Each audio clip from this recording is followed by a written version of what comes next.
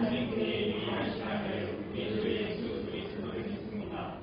그는 성령으로 잉태되어 공정자 마리아에게 태어나시고 본디오 빌라토에게 고난을 받아 십자가에 못 박혀 죽으시고 사람의 죽은 자 가운데서 다시 살아나셨습니다.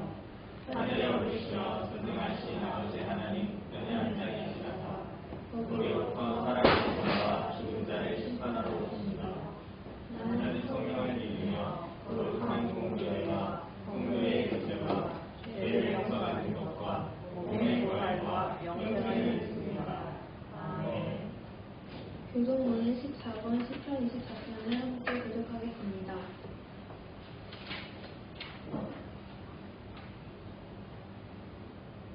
땅과 거기에 충만한 것과 세계와 그 가운데 사는 자들은 다 여호와의 것이로다. 여호와께서 그 수를 하늘 위에 세우시며 땅들 위에 건설하셨도다. 여호와의 산에 오를 자가 누구며 그의 거룩한 곳에 설 자가 누구인가. 곳곳이 깨끗하며 마음이 정결하며 뜻을 허탄한 데에 두지 아니하며 거짓 맹세하지 아니하는 자로다. 그는 여호와께 복을 받고 구원의 하나님께 의를 얻으리니 이는 여호와를 찾는 족속이요 야곱의 하나님의 얼굴을 구하는 자로다. 문들아 너희 머리를 들지어다. 영원한 문들아 들리지어다. 영광의 왕이 들어가시리로다. 영광의 왕이 누구시냐. 강하고 능한 여호와시요 전쟁에 능한 여호와시로다. 문들아 너희 머리를 들지어다. 영원한 문들아 들리지어다. 영광의 왕이 들어가시리로다. 영광의 왕이 누구시냐. 만군의 여호와께서 곧 영광의 왕이시로다. 아멘. 모두 자리에 앉아서 나는 예배자입니다. 함께 찬양 드리겠습니다. 이 시간 예배를 위해 백지성 장로님 기도 인도하시겠습니다.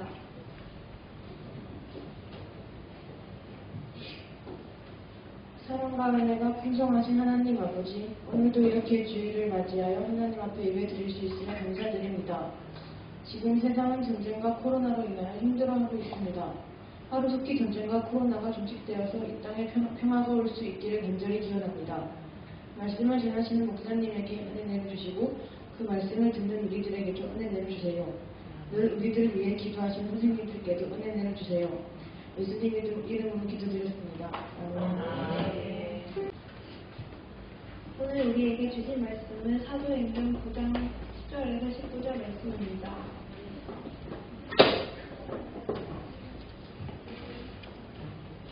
사도행전 9장 10절에서 19절 말씀입니다. 다 찾으신 줄 알고 한 절씩 교독하면서 읽겠습니다.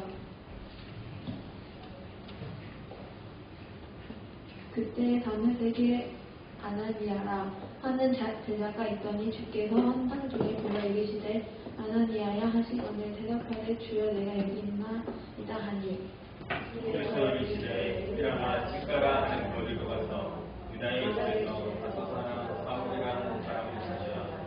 그가 이곳하는 중이니라.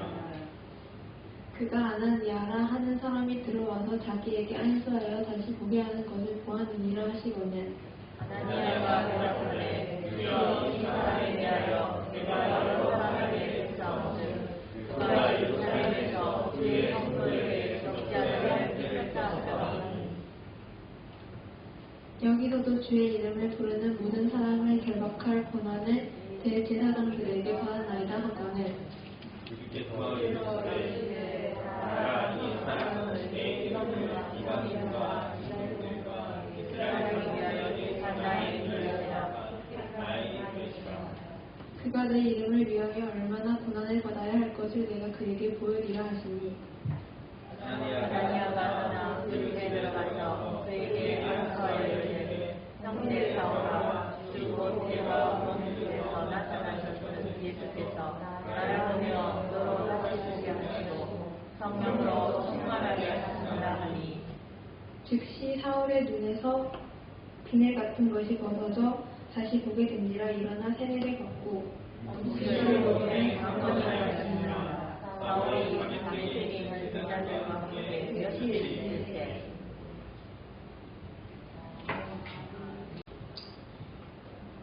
하나님의 나라에 대해서 이야기하고 있습니다.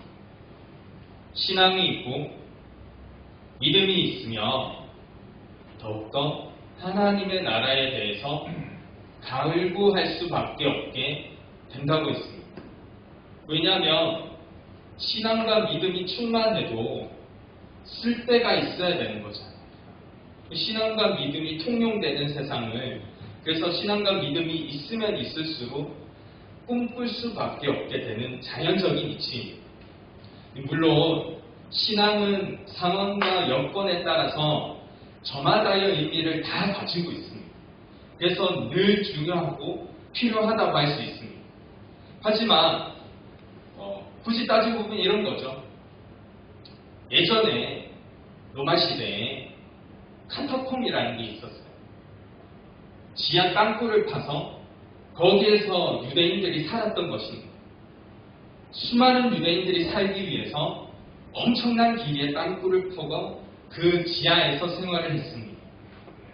왜냐하면 그 땅굴 밖으로 나와서 지상에서 돌아다니면 유대인이라고 잡혀가고 죽임을 당하고 고통을 받았기 때문에 어쩔 수 없이 그렇게 자유를 찾아서 신앙을 위해서 땅굴을 타고 살았던 겁니다.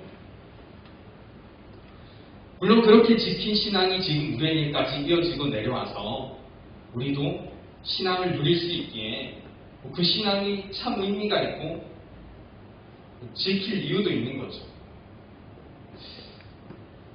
그런데 한편으로 또 보면 그러면 하나님 나라의 그런 환경과 법칙이 잘 적용되며 하나님이 알려주시는 방법으로 살던 시대가 없었는가 했을 때 있었어요. 이 요셉이 살던 그 시대에 요셉과 요셉의 후손들 그리고 그 후손들은 이집트에서 살았었거든요. 요셉이 이야기 알겠죠? 요셉이 이집트로 팔려갔잖아요. 그리고 우여곡절 끝에 총리 대신이 되었잖아요. 보세요. 고개 들고 한번 보세요. 목사님. 그렇게 총리 대신이 되면서 요셉이 온 이집트를 비롯한 이집트를 통해서 세상을 살리게 됩니다.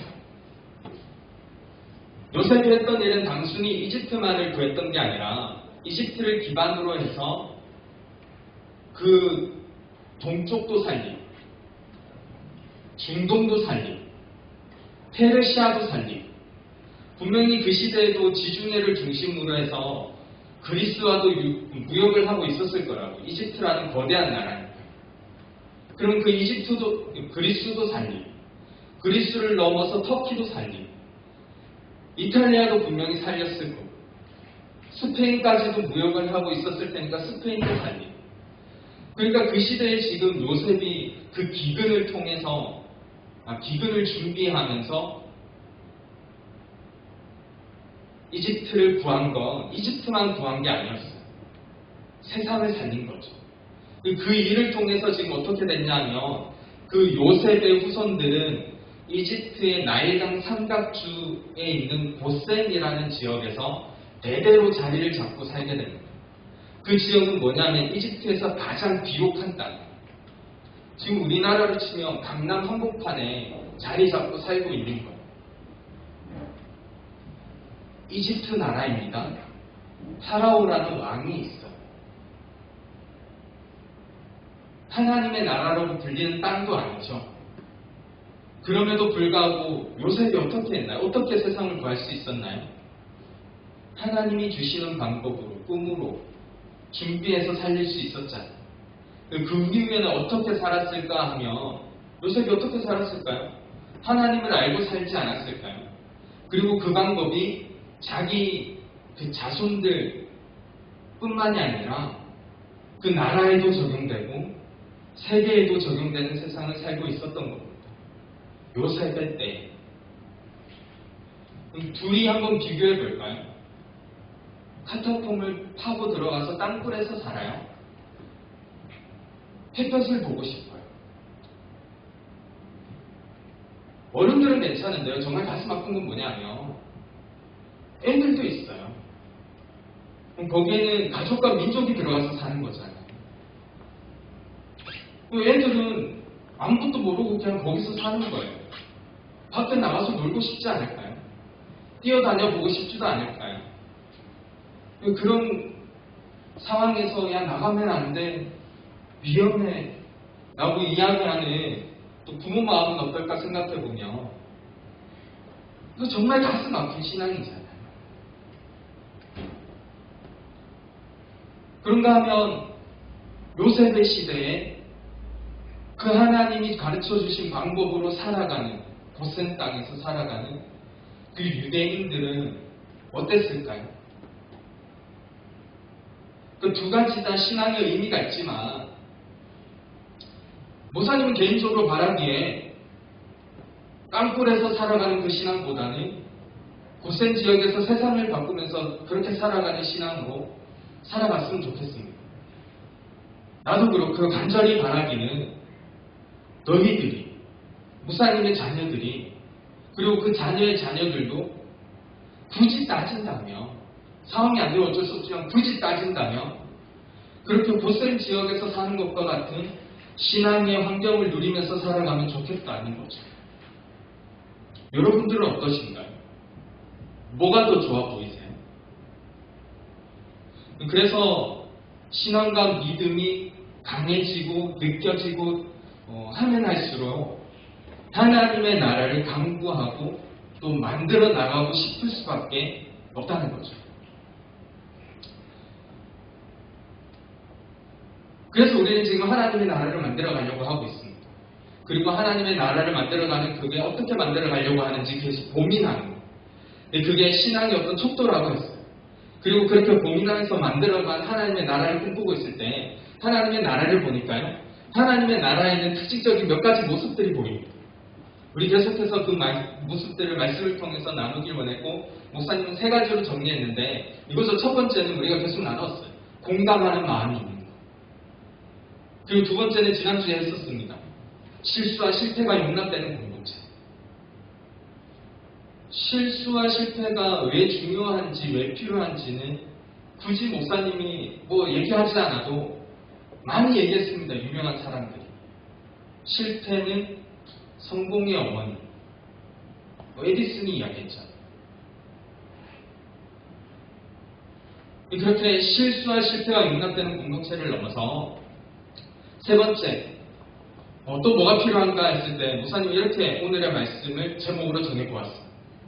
수용성의 배려. 수용이라는 건 뭔가 받아들이는 상태와 뭔가 받아들일 수 있는 능력을 말하는 거잖아요.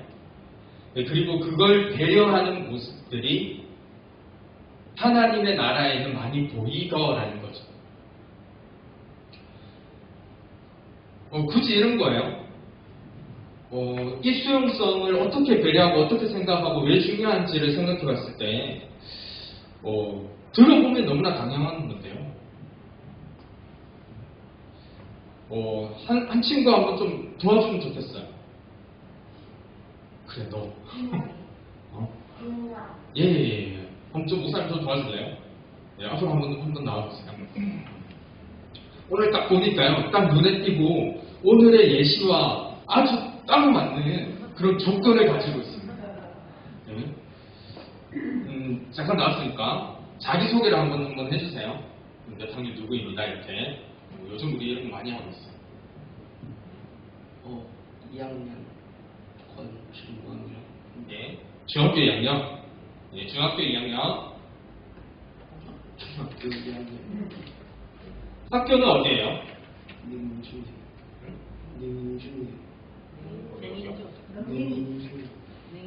문빈중학교? 능인중학교? 아, 능인중학교. 예. 몇 반이야, 학교에서는? 2학년. 예. 선생님의 장점을 세 가지 정도 이야기한다면? 예, 알겠습니다. 지금 예시를 들 텐데요. 그냥 서 있어주면 돼요. 평소에 운동에 대해서 좀 관심이 있어요? 네.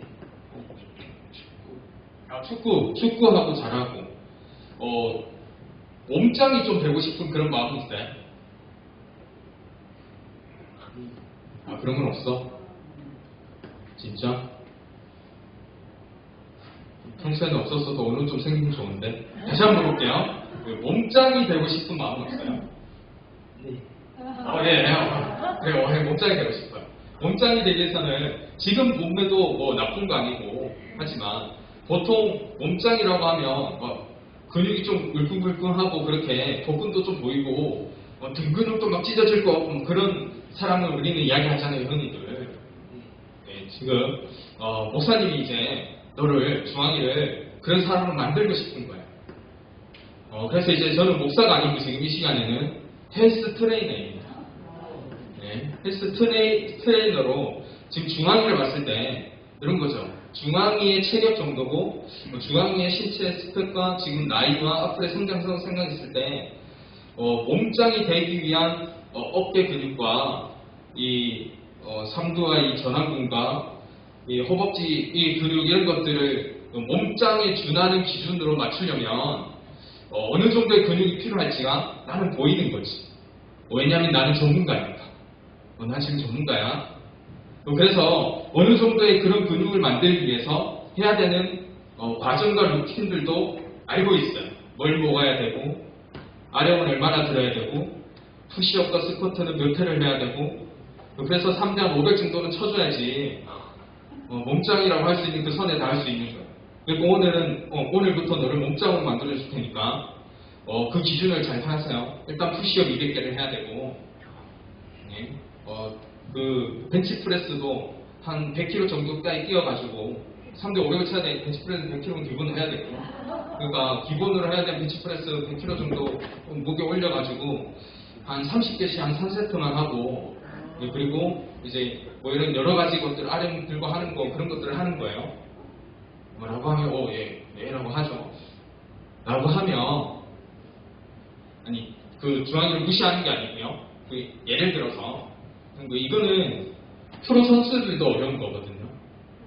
한 번에 하기에는 할 수 있을까 하는 거죠. 물론 몸짱이 되기 위해서 필요한 조건들과 과정들은 너무나 명확하게 나와 있습니다.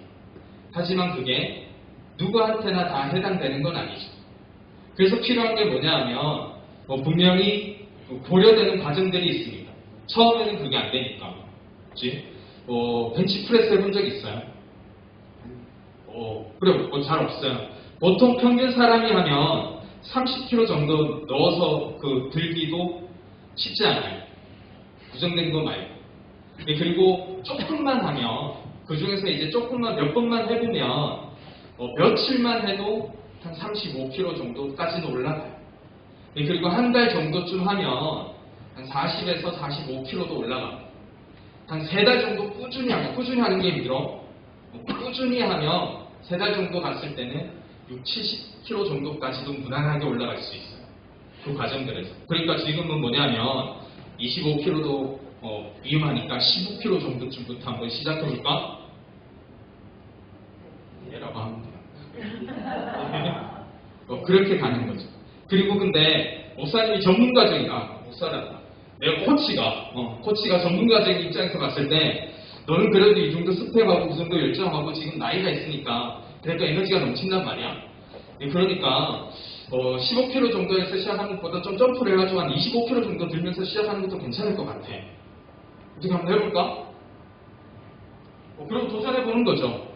근데 해보면 나오잖아요. 이게 되는지 안 되는지 아니면 힘든지 어려운지. 그럼 좀 조정하면 돼요. 맞나요? 네.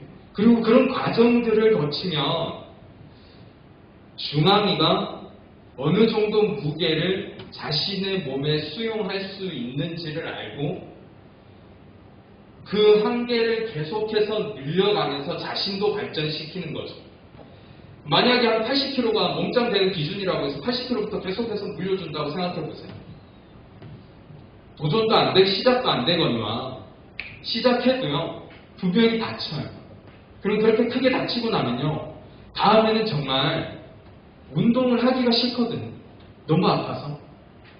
그리고 다시 돌아가는 데까지도 시간이 너무 오래 많이 걸리고 시작하기에도 정말 큰 용기가 필요한 거죠.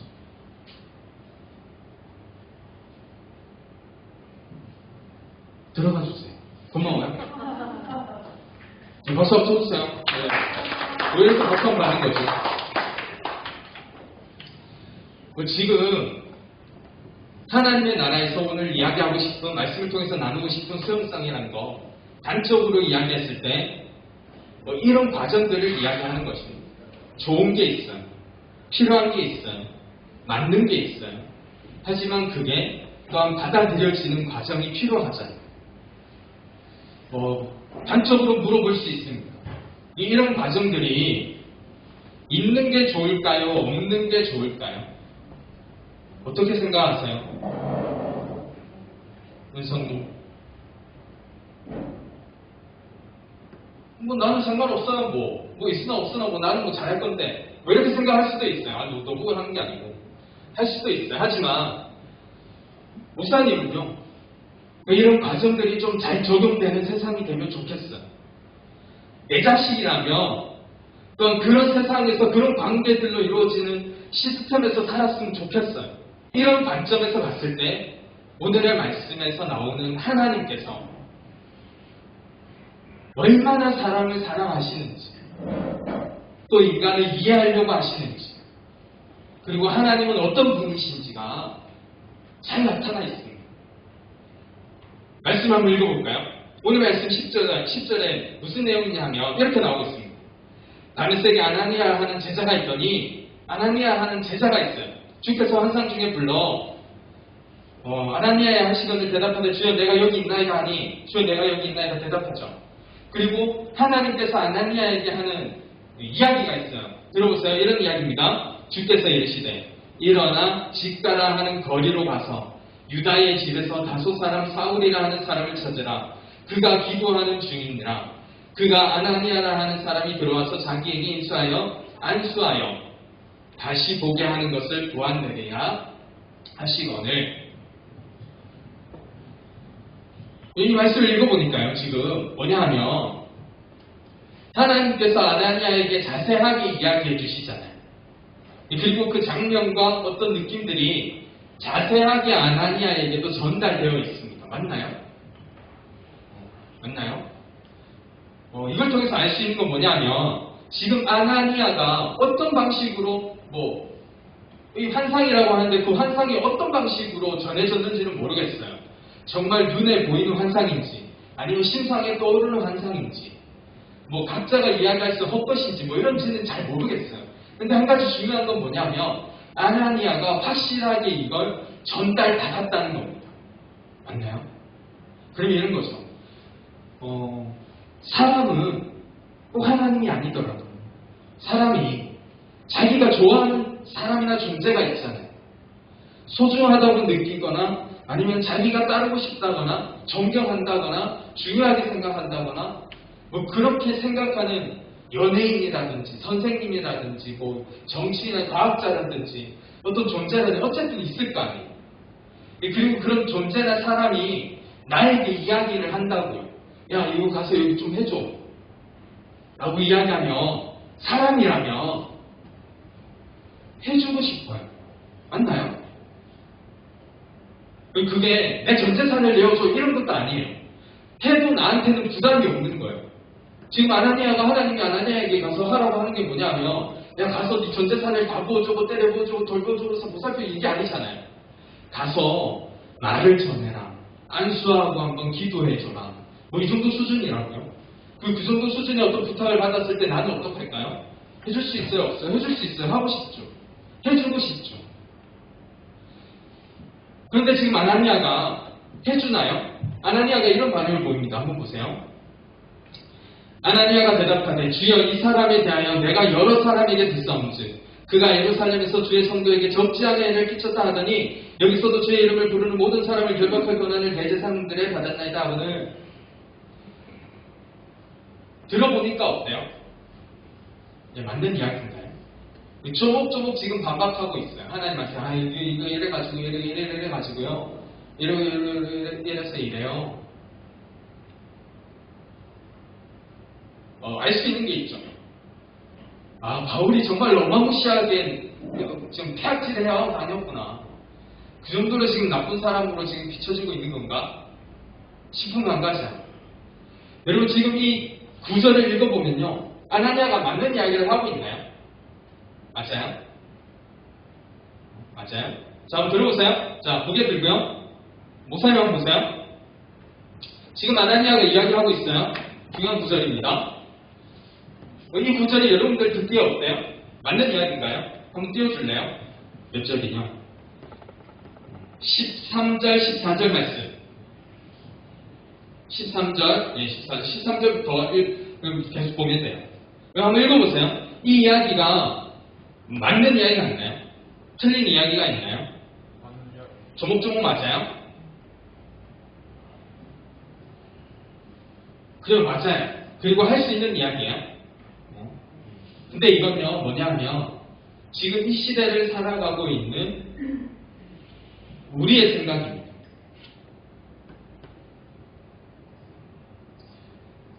아니요, 지금 이 시대에도 어쩌면 통용되지 않을 수 있는 이야기입니다. 우리가 지금 중고등학생이잖아요. 조금 있으면 성인이 될 거예요. 그리고 성인이 되면 여러분들 뭐 하냐면 일을 하게 되죠. 대부분의 사람들은 사업이 아니라 회사에 들어가서 일을 하고 아니면 누군가의 밑에 들어가서 그 일을 하게 될 텐데 사장과 사원의 관계라고 한번 생각해 볼게요. 사장이 야 김사원 들어왔으니까 저 오늘은 이런 업무가 있어. 그러니까 저기 가가지고 그 거래처 사장 만나가지고 좀 이야기도 하고 제품도 설명해주고 그리고 계약도 좀 따내면서 이런 제품 좀 선택해가지고 이렇게 좀 해가지고 와봐봐. 오늘 업무 그거야 라고 이야기를 하잖아요. 근데 그 사장이 별로 좋지 않은 사람이에요. 그래서 이렇게 이야기해요. 사장님, 그거 가도 맨날 가도 뭐 계약도 안 해주고, 그럼 뭐 매출도 잘 안 나오고 성과도 없고, 거기 가도 그 사장님 맨날 투집만 잡고 계약도 잘 안 해주고 제품 뭐 비하만 해요. 가도 소용 없을 거예요. 그런데 계속 가는데 그게 시간 낭비예요. 이렇게 이야기할 수 있나요? 그렇게 이야기 안 하잖아요. 지금 시대. 근데 이 시대는 지금 무슨 시대냐면 이런 시대예요. 왕이 있는 시대. 귀족이 있는 시대. 내가 오는 거요? 상관이 없어요. 그냥 지나가다가 제가 마음에 안 들면 야, 이 사람 잡아서 죽여라 해도 죽을 수밖에 없는 그런 시대라.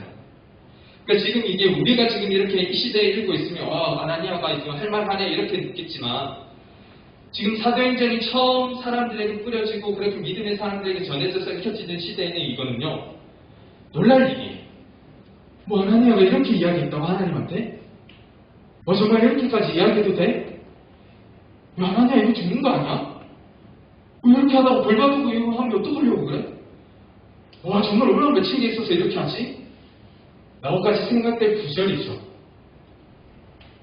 끝나고 보세요. 그 다음에 이어지는 하나님의 말씀이 어떻게 이어지는가 하는 것입니다. 읽어볼까요? 15절 말씀입니다. 함께 한번 읽어보겠습니다. 15절 말씀입니다. 앞에 있어요. 15절 말씀. 함께 읽겠습니다. 시작. 네, 잠시만요. 함께 읽겠습니다. 큰 소리로 한번 함께 읽겠습니다. 15절 말씀입니다. 시작. 주께서 이르시되 가라 이 사람은 내 이름을 이방인과 임금들과 이스라엘 장수들에게 전하기 위하여 택한 나의 그릇이라. 10절 그가 내 이름을 위하여 얼마나 고난을 받아야 할 것을 내가 그에게 보이리라 하시니. 여러분 이 구절을 읽어보면서 하나님이 얼마나 사람을 사랑하고 또한 이해하려고 하고 그 과정에서 무엇을 담으려고 하는지 느껴지지 않으십니까? 그냥 그 시작하는 앞에 가라. 이 말 한마디만 해도 충분한 시대예요. 충분한 존재고요. 충분하신 하나님입니다. 그런데 하나님께서 어떻게 이야기하시냐 할까요? 아나니아를 통해서 그 사람은 내가 예비했고 내 이름을 위하여 이런 일을 할 테니까 네가 가가지고 이런 일들을 좀 해줘야 되겠다라고 이야기해 주시는 거죠. 하나님은 이런 분이십니다. 태초부터 사람을 지을 때부터 사람이 무엇을 받아들일 수 있고 무엇이 필요한지를 끊임없이 고민하시고 배려하시고 사랑하려고 하시고 각자 다른 모습 그대로를 인정하려고 하시는 그런 분이시잖아요. 하나님도 그런데 여러분, 하나님이 주신 것 중에 율법도 그렇지 않나요? 율법이 그냥 해라 하지 마라 이런 게 아니에요. 레위기에는 정결법 예식이 쭉 나오는데 그 하나하나를 읽어보면 그 안에 얼마나 사람을 사랑하고 사람의 그 어떤 형태들과 육체적과 신체적 리듬들을 고민해가지고 만들어 놓은 율법들이 많은지 몰라요. 단적인 예로 그런 거 있어요. 여러분, 애를 해산할 때 아들을 낳으면 2주간 부정해요. 딸을 낳으면 3주간 부정해요. 그래서 그 부정한 산모는 건드리지 말라는 거잖아요. 근데 그 레위기에 부정하다는 이야기는 더럽고 나쁘고 잘못됐다는 이야기뿐만이 아니라 약하다는 의미도 있거든요. 그러니까 지켜줘야 한다는 의미가 있어요. 부정하니까 만지지 마. 약하니까 만지지 마라는 이야기가 있거든요. 이 뜻도 있거든요. 그렇게 봤을 때 지금 산모를 배려하는 그런 법이라면 최근에 과학이 발전하고 미술이 발전하고 밝혀낸 사실 중에 한 가지가 뭔지 아세요? 엄마가 자녀를 낳을 때 아들을 낳는 것보다 딸을 낳을 때가 더 힘든데요. 의학적으로도 아들을 낳을 때보다 딸이 엄마의 어떤 그 힘을 더 많이 가져가고 딸이 엄마를 담잖아요. 같은 여자잖아요. 그러니까 딸을 낳을 때 더 엄마의 체력이나 어떤 그런 것들이 많이 쓰인대요. 힘들고. 어렵지 않습니까? 그런 것들이 많아요. 그 태초부터 시작해서 세상을 지으면서 세상을 운행하시면서도 하나님은 끊임없이 사람을 배려하고 이해하려고 하시고 또한 사랑하고 그런 모습으로 나아가고 있는 모습들이 있잖아요. 어떨 때 보면요. 하나님은 그렇게 끊임없이 사람의 입장에서 사람으로 살려고 하시는데 사람이 오히려 더 하나님같이 살려고 할 때가 많은 것 같아요. 하나님은 배려하고 수용하고 그걸 생각하시는데 사람은 그걸 생각하지 않아요. 야, 좀 해. 그럼 뭐 그거 하면 되지. 말이 많아. 이건 뭘 아냐.